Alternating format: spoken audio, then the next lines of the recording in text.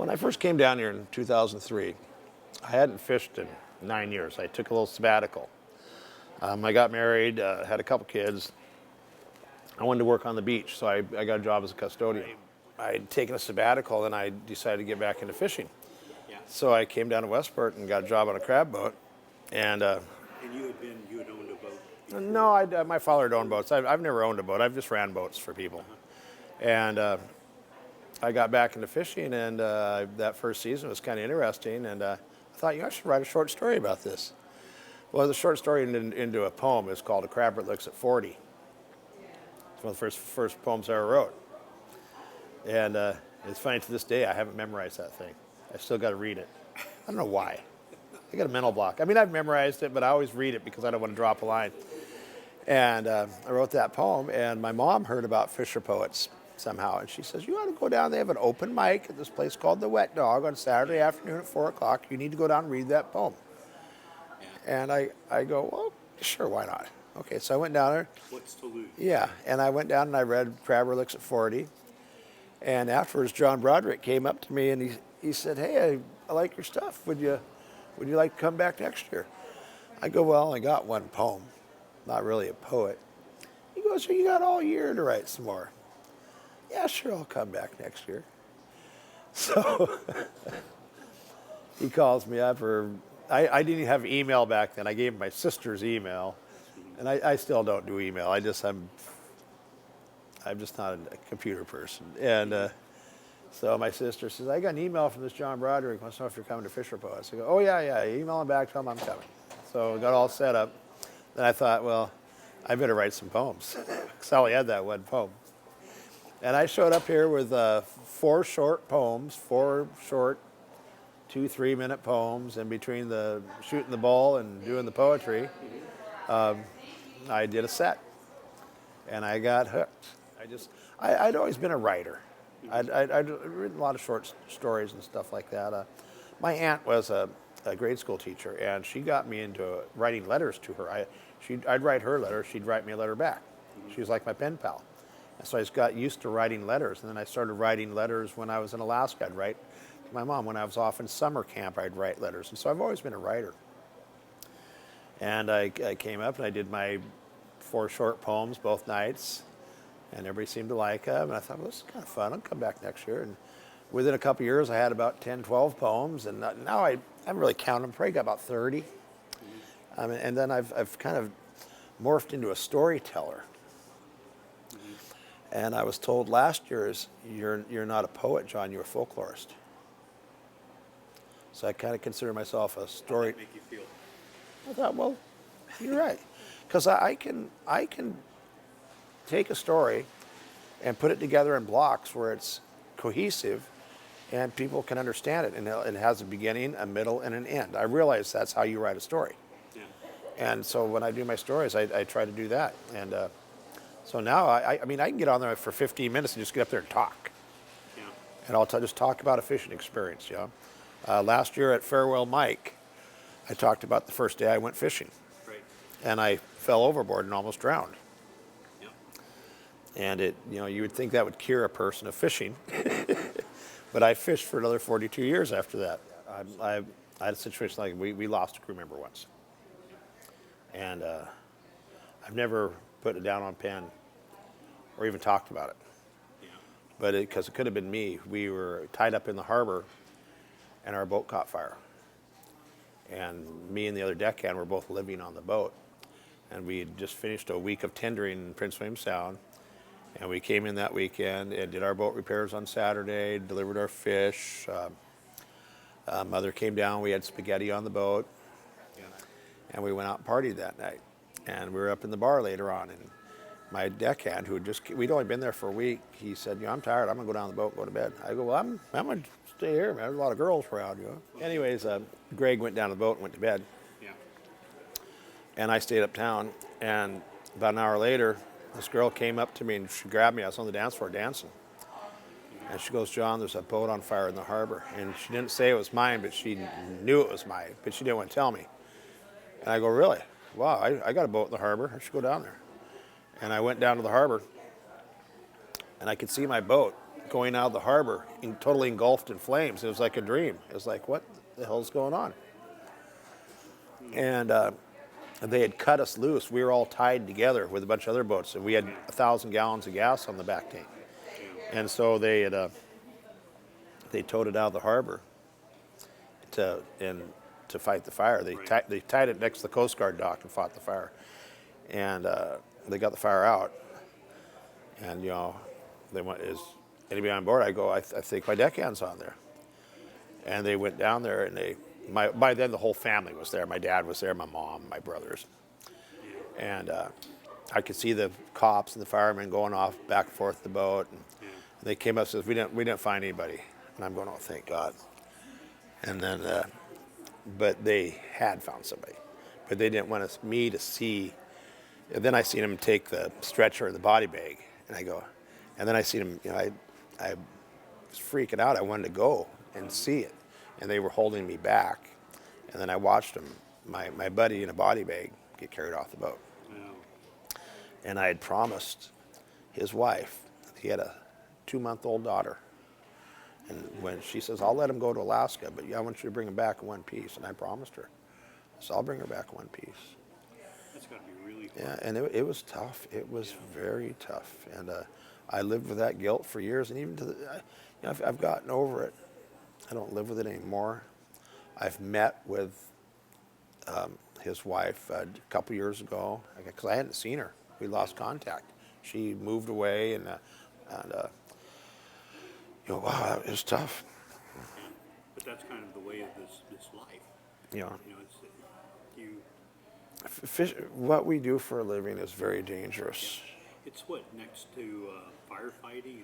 It's right up there with coal mining, I think. You know. Yeah, it's a very dangerous profession. Yeah. And that's. I got a take on Deadliest Catch. Yeah. Yeah, I wrote the poem, Deadliest Catch. I don't know if you've heard that one before. Probably. But go ahead and tell it if you want to. I might upset the Discovery Channel, but oh boy. Deadliest Catch, Deadliest Catch. It's a show on your television. Have you saw it yet? It's 1 million square miles, unpredictable waters.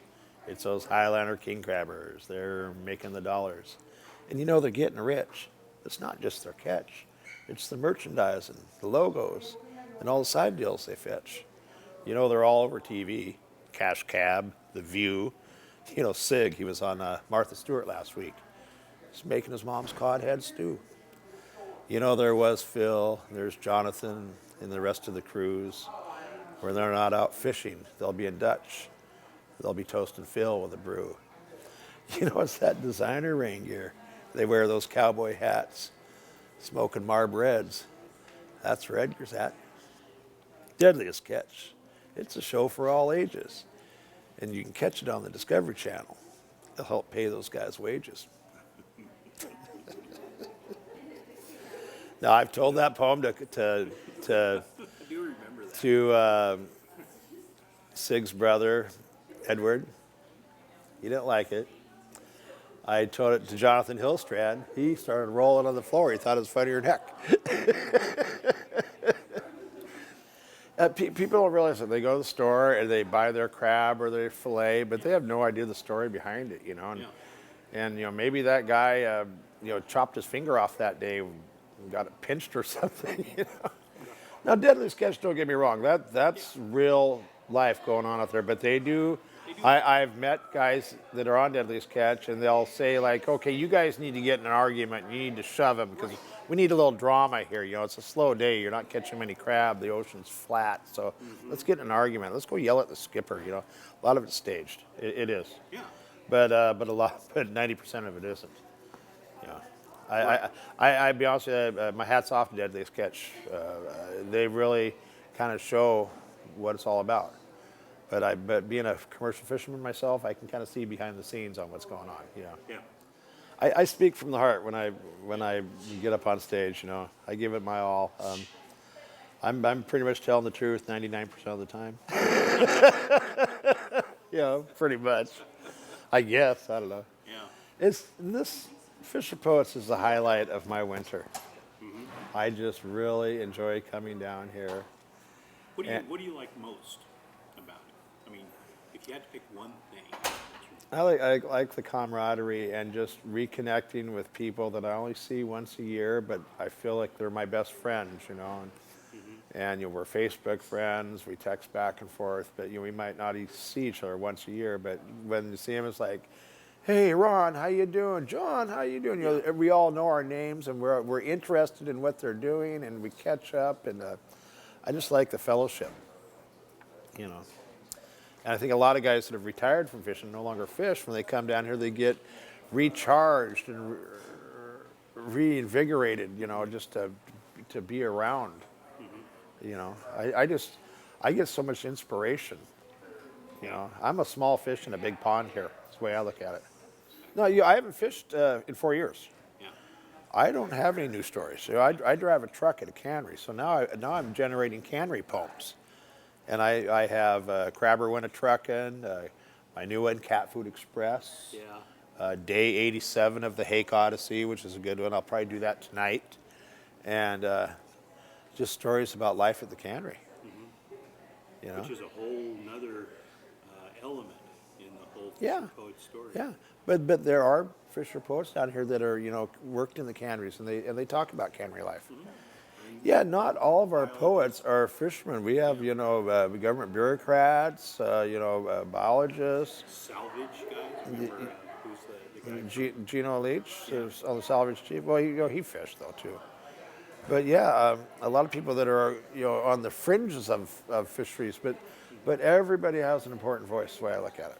Yeah. And everybody has something to offer. Yeah.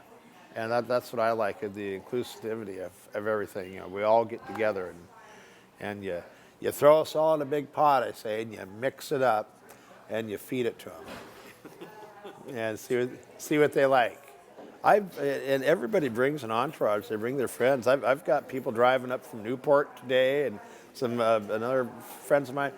A gal and her daughter have been to every one of my shows in the last 17 years. And it's the highlight of their year. They save all year long to come down here and spend a couple days in Astoria. And they're driving down tonight to watch my set. They're my biggest fans, And they've been coming for 17 years. Yeah. And they just love it. They've grown up with it. They can't wait for it. So it's just neat to expose people to this type of. Everybody asks me, what is Fisher poetry? You're like, what's that about? And I go, well, it's occupational poetry is what it is. And everybody writes stories about their lives, steel workers, carpenters, plumbers, fishermen, cowboys, and it's documenting a lifestyle. Yeah. It's pretty much what it is. And we've carved a nice little niche out of it down here. And a lot of my friends, they look at me, you're writing poems about fishing? Well, that's kind of stupid. They think, I go, why don't you listen? And I'll tell them a poem. They go, well, that's kind of cool. And I've had friends that are just salty old fishermen that you wouldn't think would ever come to an event like this. Been coming down here for years now. They just love it. They bring their wives, and it's just fun to bop around. Everybody's got their favorites. You look at your program, you go, okay, I'm going to go here, here, and here. Try to not get myself wore out. Like I said, it's just the highlight of my year. And it's morphed into something. I started the Inham Fisher Folk Festival in Cordova, Alaska, right after I got involved in Fisher Poets in the early 2000s. I think I started that in 2005. And we started meeting in Cordova, and there's a lot of Fisher Poets from Cordova that are down here right now. Yeah. And a lot of talented musicians, and that thing has taken off. Now, I moved out of Cordova about 5-6 years ago and living down here year-round, so I'm not there anymore, but Steve Schoonmaker has taken over the reins with my blessings, and he organizes it every year, and it's a big festival, Yeah. We don't have any out-of-towners come in, but all the locals get together, and they look forward to it. Like I said, I get really excited when this week comes up, and I always, when I was still fishing, I'd always fish a half a day. I was fishing, just day fishing out of Westport on the Carinel. Yeah. And I'd always say, okay, we're going to go out and just run 100 pots a day. So then we'd get in by noon, deliver the crab, take a quick shower, then rush down here. Then so I could get on stage and say, you know, just got off the boat and just ran 100 pots. I'm going to tell you a story. You know. Because a lot of these guys are summertime fishermen, you know, they're trollers or they're set netters. And, Yeah. you know, there's not enough crabbers here, you know. Yeah. There's just a few of us crabbers. At the poetry contest last night, there was 8 of us, and the first 7 talked all about finfish, salmon, you know, trolling, seining. Yeah. And I got up there and I kind of ribbed him. I go, you know, we've been talking about fish here all night. I think it's time we start talking about some crab. And I'm going to do the gap-toothed crabber. And everybody just started giggling. Because I've done that poem for a long time down here. And I go, a few of you have heard that poem. Yeah. For those of you that haven't, please watch because it's a visual. Then I went into my spiel. And I got polite, warm applause. I didn't win. Measy won, but I mean, she's a rock star. But Yeah, I was there last night. yeah, but Ron McDaniels came up to me and says, "You know, I've never heard that poem. I've been coming here for years, but I've never heard that poem. I loved it." Yeah, you'd never heard Gap-Toothed Crabber? That's the one that pays the bills. If I could only.